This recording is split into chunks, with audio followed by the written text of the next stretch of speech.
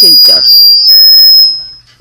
আঞ্চলিক সংবাদ পড়ছি শান্তশ্রী সোম। আজকের বিশেষ বিশেষ খবর হল, প্রধানমন্ত্রী নরেন্দ্র মোদীর বেশ কয়েকটি প্রকল্পের উদ্বোধনের উদ্দেশ্যে আগামী শনিবার আসাম সফর। কেন্দ্রীয় সরকারের প্রধানমন্ত্রী গ্রাম সড়ক যোজনার অধীনে আসামে 1819 কোটি টাকার অনুমোদন। ভারতবর্ষ খুব শীঘ্রই একটি অতিরিক্ত বিদ্যুৎ উৎপাদনকারী রাষ্ট্রে পরিণত হওয়ার পথে অগ্রসর হচ্ছে বলে কেন্দ্রীয় শক্তি দপ্তরের প্রতিমন্ত্রী শ্রীপদ ইয়েসো নায়েকের মন্তব্য। এবং বরাক উপত্যকায় কেন্দ্রীয় বাণিজ্য সংঘ এবং মোটর শ্রমিক সংস্থা আহুত সাধারণ ধর্মঘট ও চাকা বন্ধের মিশ্র প্রভাব।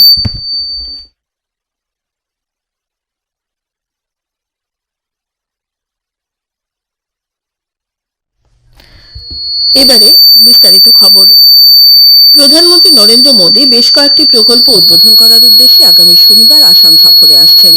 তিনি আগামী শনিবার জরুরিকালীন সময়ে উড়ান অবতরণ করতে সক্ষম বিশেষভাবে প্রস্তুত করা জাতীয় সড়কে অবতরণ করবেন। এর আগে প্রধানমন্ত্রী প্রথমে সাবুয়ার সেনা ছাউনিতে যাবেন এবং সেখান থেকে মোরান যাবেন।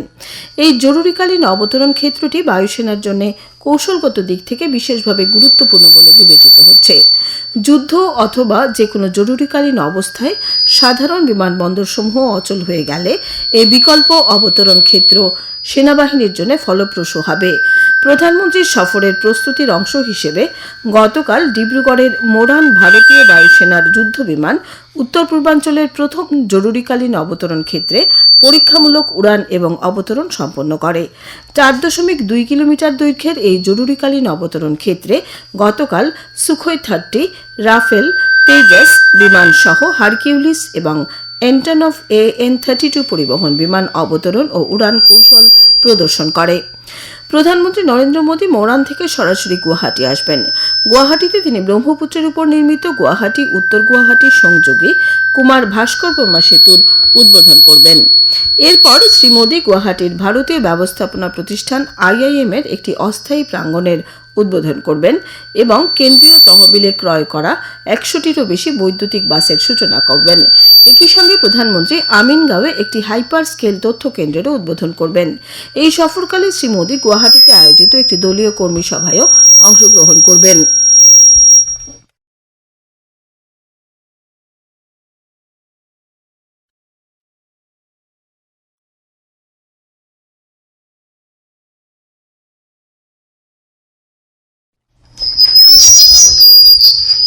কেন্দ্রীয় সরকার প্রধানমন্ত্রী গ্রাম সড়ক যোজনার অধীনে আসামে 1819 কোটি টাকায় অনুমোদন জানিয়েছে।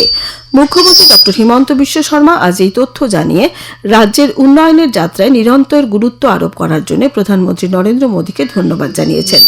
মুখ্যমন্ত্রী বলেন যে এই অনুমোদিত তহবিল দিয়ে রাজ্যের 1522 কিলোমিটার দৈর্ঘ্যের সড়ক ও 3.13 কিলোমিটার দৈর্ঘ্যের সেতু নির্মাণ প্রকল্প রূপায়ণ করা হবে। এর ফলে রাজ্যের গ্রামাঞ্চলের যোগাযোগ ব্যবস্থা আরও সুদৃঢ় হবে এবং ব্যবসা বাণিজ্য আরও সচল হবে বলে মুখ্যমন্ত্রী আশা প্রকাশ করেছেন।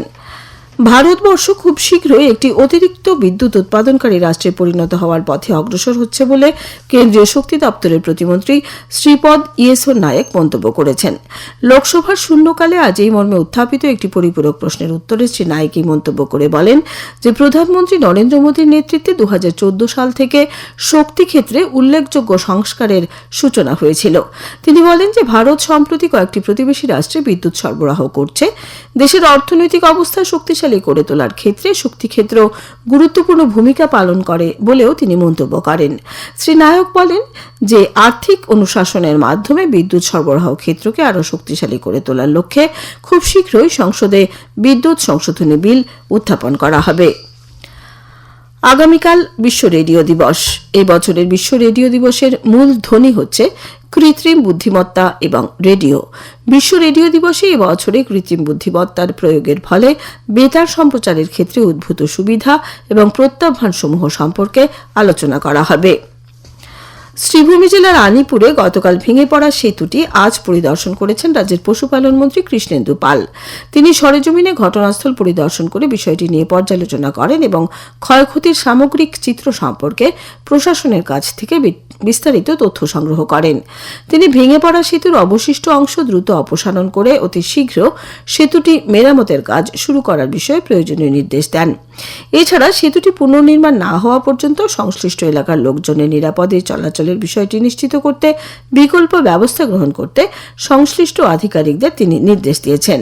মন্ত্রী শ্রী পাল জানান যে জনসাধারণের নিরাপত্তা এবং যোগাযোগ ব্যবস্থা পুনরায় স্বাভাবিক করার বিষয়ে বর্তমান সরকার সর্বোচ্চ অগ্রাধিকার দিচ্ছে। আকাশবাণী শিলচর কেন্দ্রের আঞ্চলিক সংবাদ আমাদের ইউটিউব চ্যানেল এআইআর নিউজ শিলচরের মাধ্যমে শোনা যাচ্ছে। এছাড়া আমাদের Facebook page all India radio news Silchar এবং এক্স হ্যান্ডেল @AIR_News শিলচরের মাধ্যমেও এই সংবাদ শোনা যাবে।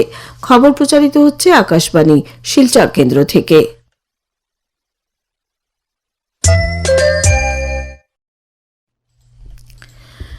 কেন্দ্রীয় বাণিজ্য সংঘ এবং বিভিন্ন শ্রমিক সংগঠনের আহ্বান করা সাধারণ ধর্মঘটের মিশ্র প্রভাব আজ সমগ্র দেশে পরিলক্ষিত হয়েছে। দেশের বিভিন্ন প্রান্তে যানবাহনের চলাচল ব্যাহত হয়েছে, পাশাপাশি বাণিজ্যিক প্রতিষ্ঠানসমূহ বন্ধ থাকতে দেখা গেছে। আসামের মোটর শ্রমিক সংগঠন তাদের বেশ কয়েকটি দাবির পরিপ্রেক্ষিতে এই ধর্মঘটের প্রতি সমর্থন জানিয়ে 24 ঘণ্টার চাকা বন্ধ কার্যসূচি ঘোষণা করে। গুয়াহাটি মহানগরে আজ সিটি বাস চলাচল বন্ধ থাকলেও আসাম রাজ্য পরিবহন নিগমের সিটি বাসগুলি চলাচল করেছে। খানাপাড়া থেকে দূরপাল্লার বিভিন্ন স্থানে চলাচলকারী গাড়িগুলি বন্ধ ছিল।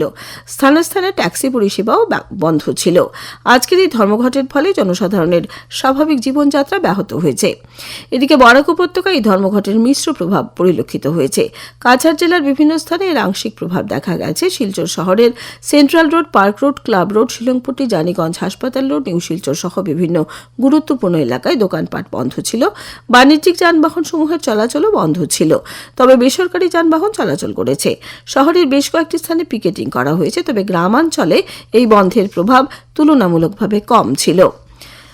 এদিকে 4টি শ্রম কোড প্রত্যাহার এবং শ্রমিকদের ন্যায্য মজুরির দাবিতে দেশজুড়ে ডাকা 12 ঘণ্টার সাধারণ ধর্মঘটের প্রভাব শ্রীভূমি জেলায়ও পড়েছে। বিভিন্ন শ্রমিক সংগঠনের সমর্থনে আজ সকাল থেকেই জেলার বেশ কিছু এলাকায় যানবাহন চলাচল আংশিকভাবে ব্যাহত হয়। অন্যদিকে শ্রীভূমি জেলা মোটর শ্রমিক ইউনিয়নের এই ধর্মঘটকে সমর্থন জানিয়ে 24 ঘণ্টার জন্য যানবাহন চলাচল বন্ধ রাখার কথা ঘোষণা করা হয়। এর পরিপ্রেক্ষিতে শ্রীভূমি শহর ও সংলগ্ন এলাকায় বাস, ট্রাক ও অন্যান্য বাণিজ্যিক যানবাহনের চলাচলও খুব কম ছিল। শহরের বেশ কিছু দোকানপাট আংশিকভাবে খোলা থাকলেও পরিবহন পরিষেবা বন্ধ থাকায় বাণিজ্যিক ক্ষেত্রেও এর প্রভাব পরিলক্ষিত হয়েছে। দেশজুড়ে আহত সাধারণ ধর্মঘট এবং মোটর ইউনিয়নের চাকা বন্ধ কার্যসূচির ফলে শ্রীভূমির জনজীবনে আংশিক প্রভাব পড়লেও কোনো স্থান থেকে কোনো অপ্রীতিকর ঘটনার খবর পাওয়া যায়নি। হাইলাকান্দি জেলায় এই ধর্মঘট ও বন্ধের তেমন কোনো প্রভাব পরিলক্ষিত হয়নি বলে আমাদের সংবাদদাতা জানিয়েছেন।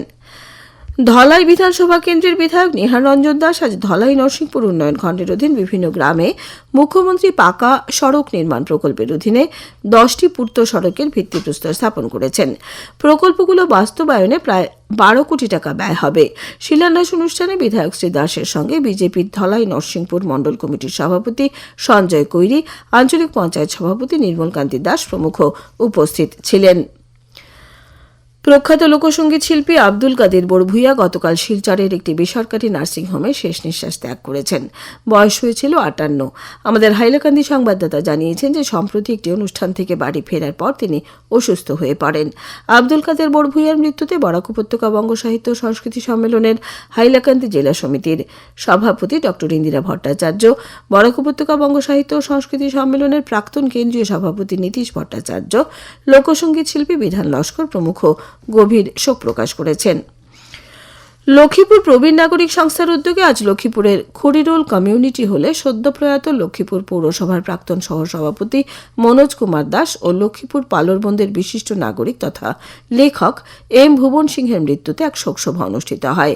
সংস্থার সহসভাপতি কে গৌরহরি সিংহের পৌরোহিত্যে আয়োজিত এই সভায় প্রয়াত দাস ও প্রয়াত সিংহের জীবনের বিভিন্ন দিক নিয়ে আই বিনোদ সিংহ, এস বীরেন সিংহ, ঝর্ণা রায়চৌধুরী প্রমুখ আলোচনা করেন। উল্লেখ্য, মনোজ কুমার দাস গত 7ই ফেব্রুয়ারি এবং এম ভুবন সিংহ গত 8ই ফেব্রুয়ারি শেষ নিঃশ্বাস ত্যাগ করেন। শেষ করার আগে খবরের বিশেষ বিশেষ অংশ আবার পড়ছি। প্রধানমন্ত্রী নরেন্দ্র মোদীর বেশ কয়েকটি প্রকল্প উদ্বোধনের উদ্দেশ্যে আগামী শনিবার আসাম সফর। কেন্দ্রীয় সরকারের প্রধানমন্ত্রী গ্রাম সড়ক যোজনার অধীনে আসামে 1,819 কোটি টাকার অনুমোদন। ভারতবর্ষ খুব শীঘ্রই একটি অতিরিক্ত বিদ্যুৎ উৎপাদনকারী রাষ্ট্রে পরিণত হওয়ার পথে অগ্রসর হচ্ছে বলে কেন্দ্রীয় শক্তি দপ্তরের মন্ত্রী শ্রীপদ ইয়েসো নায়েকের মন্তব্য। এবং বরাক উপত্যকায় কেন্দ্রীয় বাণিজ্য সংঘ এবং মোটর শ্রমিক সংস্থা আহত, সাধারণ ধর্মঘট ও চাকা বন্ধের মিশ্র প্রভাব।